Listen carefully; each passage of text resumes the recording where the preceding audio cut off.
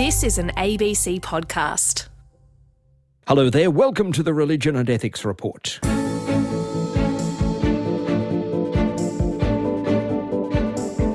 It's Andrew West here on RN. As church-going slides in the United States, has a passionate, almost religious politics replaced it? We've seen our politics become extremely polarized, almost like a sectarian war. I mean, it starts to look like Northern Ireland or the Shia versus the Sunnis. I mean, people just at their throats. That's ahead on the show. And you'll hear how the Palestinian cause plays out in Southeast Asia. First, though, British Prime Minister Boris Johnson was married in a private ceremony at the weekend.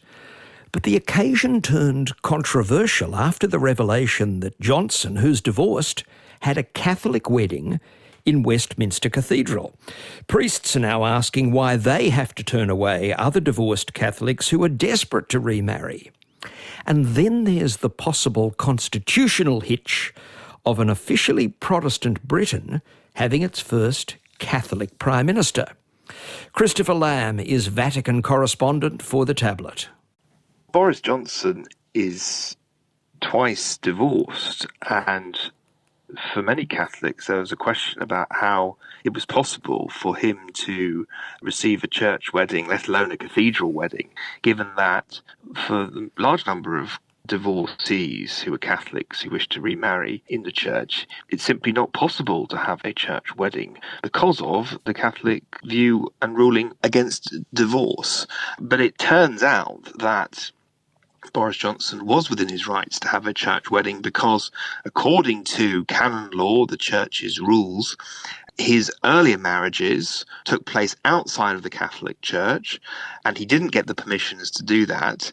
So therefore, he was free to marry, and he is also a baptized Catholic. But why are Catholic priests, for example, basically saying this is a very unfair situation? He's got an unfair advantage, probably because he's the Prime Minister. I think that many priests feel concerned and upset because they've had to turn away so many divorcees who wish to have a church blessing or a church wedding.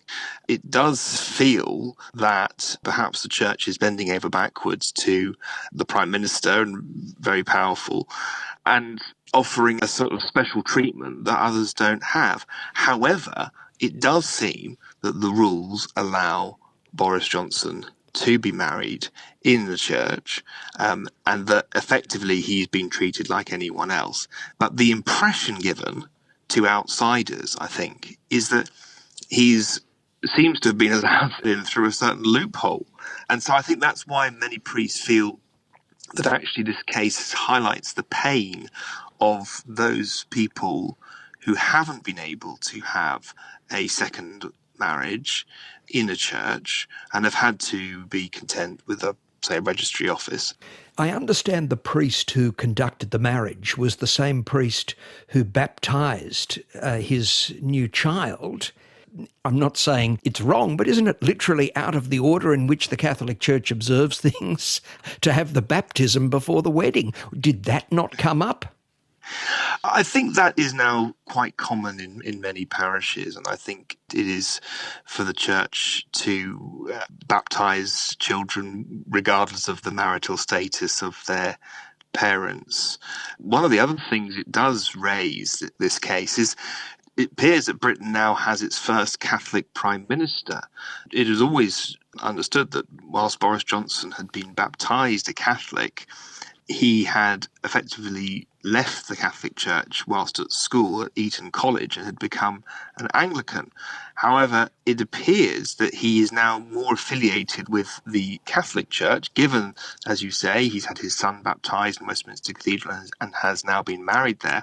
So it suggests to me, and I think to many others, that Britain does have a Catholic Prime Minister, albeit someone who I don't think is particularly practising, although I don't want to judge his conscience on this matter, but it does appear that way. Yes, he was confirmed as an Anglican as a teenager, So what's the situation? The Catholic Church argues that your Catholic baptism never lapses. It doesn't matter if you tinker with other denominations, they still won't let you go. I mean, yeah, this is a fascinating point. It seems like that. So according to the church rules, even if you decide to become confirmed as an Anglican, that doesn't necessarily negate your Catholic baptism. Now, I believe that if you formally defect from the church, that is accepted. You know, the Catholic Church doesn't cling on even if you've formally decided to leave. But I think you have to declare that in a way that is different from simply becoming the member of another church. Also, in Boris Johnson's case, he had to indicate, although I was baptised a Catholic, I never meant to leave the Catholic Church when I became an Anglican. That also is what allowed him to get married in the Catholic Church, because if he had formally left the Catholic Church, then he wouldn't have been allowed to have his latest marriage, because his first marriage would have been seen as valid. That's my understanding of the rules. Christopher, you've raised a really interesting political, almost constitutional point here, because if Boris Johnson is, in effect, Britain's first Catholic Prime Minister, does that raise any constitutional questions in a country that has as its official state church the Church of England, the Anglican Protestant Church? It does raise some constitutional questions, because the British Prime Minister has a role in advising the monarch, the Crown, on the appointments of Anglican bishops. And it has been the case in law that it's not possible for a Catholic, a Roman Catholic, to be involved in that process.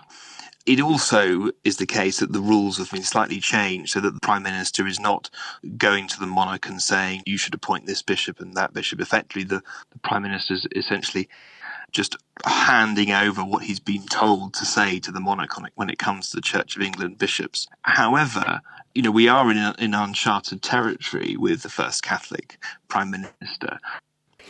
I wonder whether the controversy over the perceived unfairness of the Prime Minister, a two-time divorcee, being afforded a Catholic wedding, might prompt some sympathetic revisiting of this issue in the Vatican. We know that Pope Francis is more sympathetic to this idea. It got him into a lot of trouble 4 or 5 years ago. How do you think the Vatican might react? Pope Francis has, as you say, was tried to be much more welcoming to divorced and remarried Catholics, to allow them to receive communion, for example, and has been opposed quite vociferously in some quarters as a result of that. And so I think the Pope's vision of the Church is one of which welcomes people, understands the complex realities of people's lives. Not all families are the same, and that people's marriages break down, etc. He's very understanding and sympathetic on that point. So I think that if the Church's rules have been followed, I don't see why he would have any problem with this.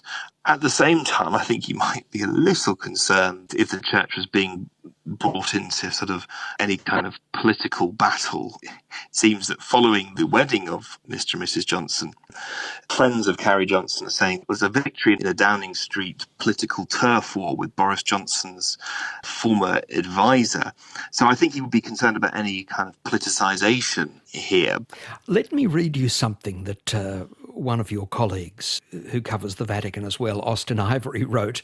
He referred to the Prime Minister, a twice-divorced nominal Anglican who has gained some notoriety for his extramarital affairs. There's almost an echo here of what people used to say about certain evangelicals in the United States and their attitude to a certain former president, another twice-divorced leader.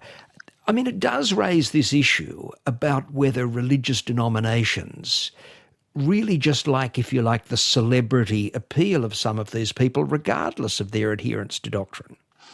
I think the Church has to be very careful when it comes too close to power and to powerful individuals and figures. There are always lots of pitfalls, and I think that's where there needs to be caution. In this case, it seems as if Boris Johnson's situation has been judged according to the rules rather than any special treatment. But the impression is that the church is willing to sort of bend over backwards for the most powerful. Not to put too fine a point on it, but I think the Prime Minister now has 6 children, 5 of them born outside of a Catholic relationship. Does this suggest the Catholic Church is less concerned with what, in rather blunt, old-fashioned terms, it used to call fornication? I think with Boris Johnson, there is a interesting historical analogy. Some people liken Boris to King Henry VIII. Like King Henry, Boris has led what some people see as a second reformation or a second break with the continent through Brexit. King Henry, of course, broke with Rome when he decided that he wanted to divorce his first wife and marry a second. Except with Boris Johnson, he's gone even further because he's managed to get the church to recognise his third marriage. So there is, I think, an interesting historical parallel there, albeit not precise. And arguably, Boris has managed to achieve what King Henry couldn't. That's Christopher Lamb of The Tablet, and his book is The Outsider, Pope Francis and His Battle to Reform the Church. And earlier today, Pope Francis issued a major edict designed to toughen up church laws against sexual abuse. The edict also targets fraud in the church, but more controversially, women's ordination. We'll have a deeper look at that edict on next week's Religion and Ethics Report.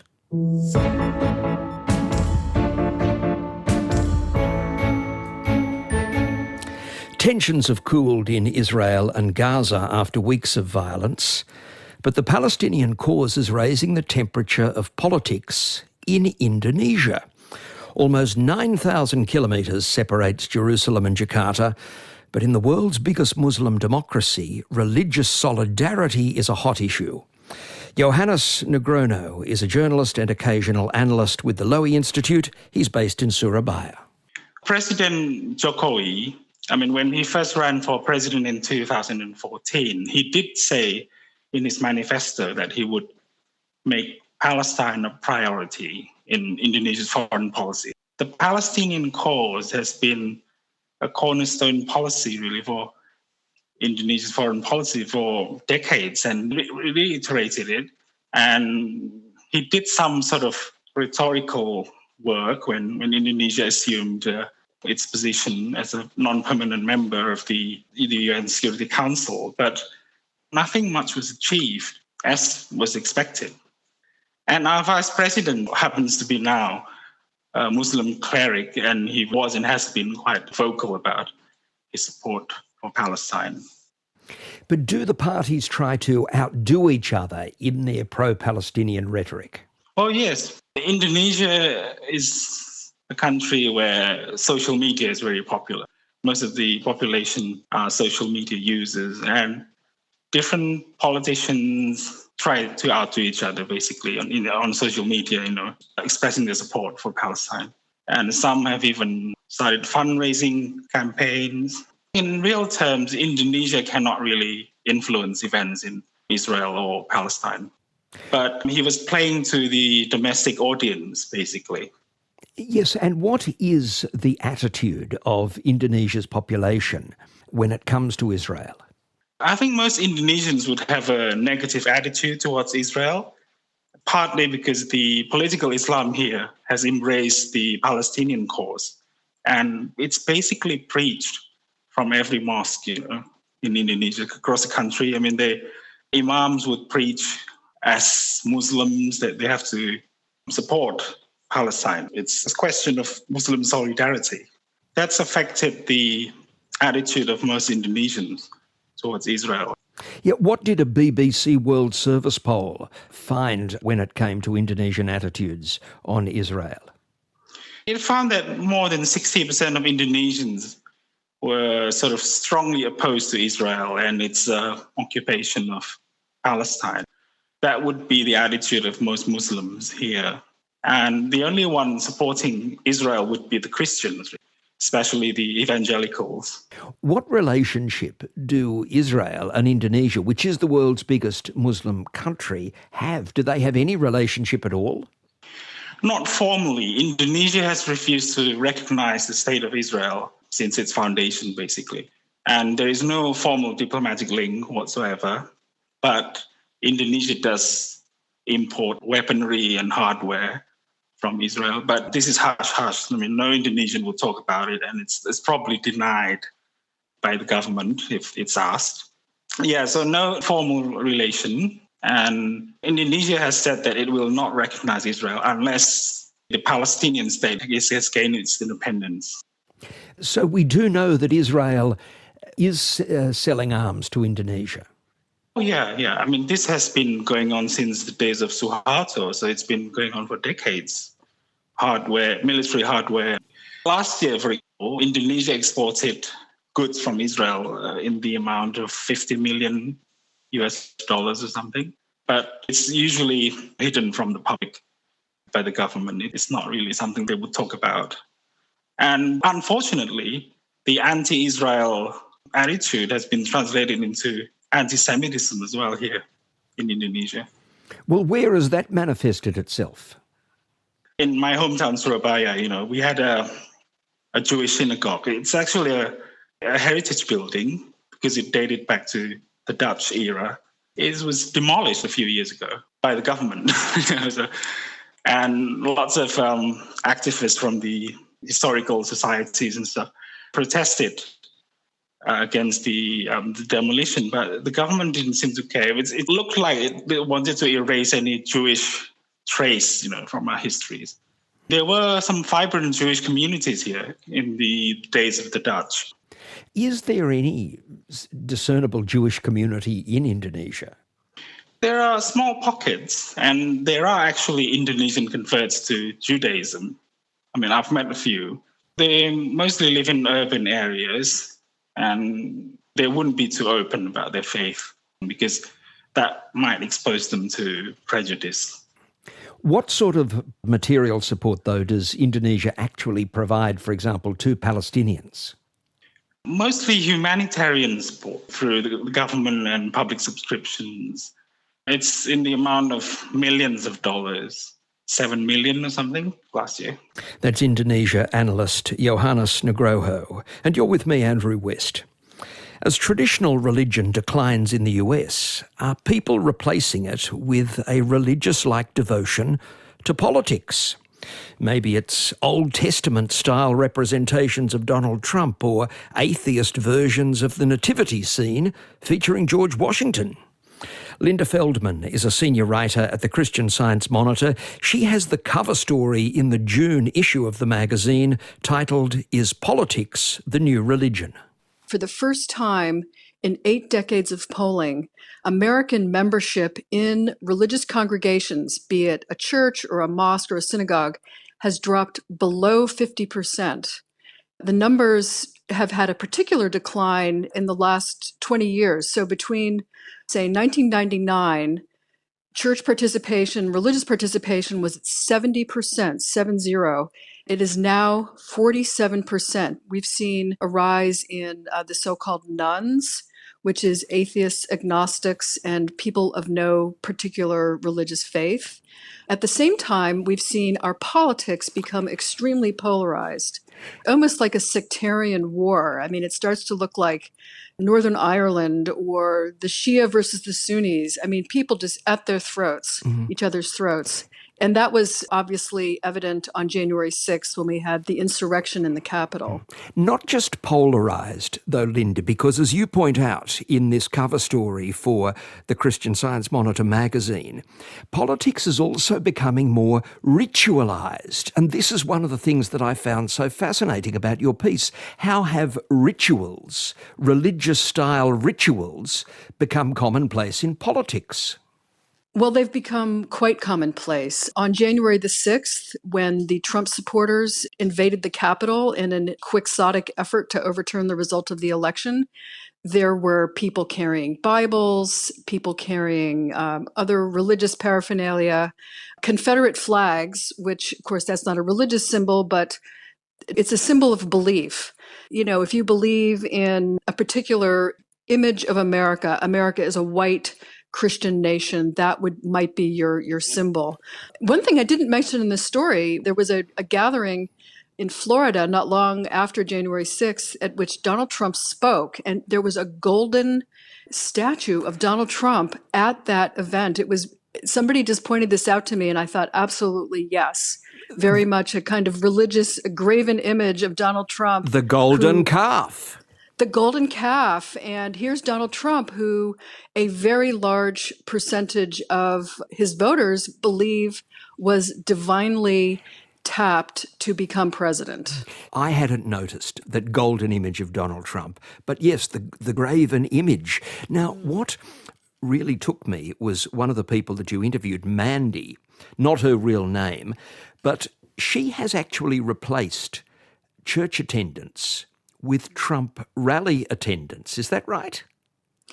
It is. She described in her participation in the events at the Capitol, she didn't see herself as an invader, but she went to that, and she talked about going to 20 other Trump rallies over the years since 2016 in a way that struck me as a kind of secular communion. She said she loves to go to these things because of the people. Yes, it's about Donald Trump, but it's also about being with like-minded people. And that is something that a lot of people get from going to a religious service once a week. You get that regular sense of being with other people and having the same beliefs. But when people go in the past to their local parish or to their local synagogue, for example, you could often, as recently maybe as 20 years ago, rely on meeting people from the opposite party and having very civil relations, really warm friendships with people from a different political view who came to the same parish or religious congregation. What's now happened? We're seeing in some major denominations, I'm thinking in particular of evangelical churches, that people who have decided that they can no longer support Donald Trump have also decided they have to leave that church, either that or hide their political views, that churches and houses of worship have become increasingly partisan, and that people just aren't comfortable if they don't share the same political views as the other people in that congregation. This is a new thing. It used to be that politics stopped at the doorstep, but now it has very much entered the milieu of worship and of who you hang out with. It's part of the larger phenomenon of people just not associating with those from the other party. The gulf has gotten that wide. You point out that social media has in fact replaced the church in offering points of connection.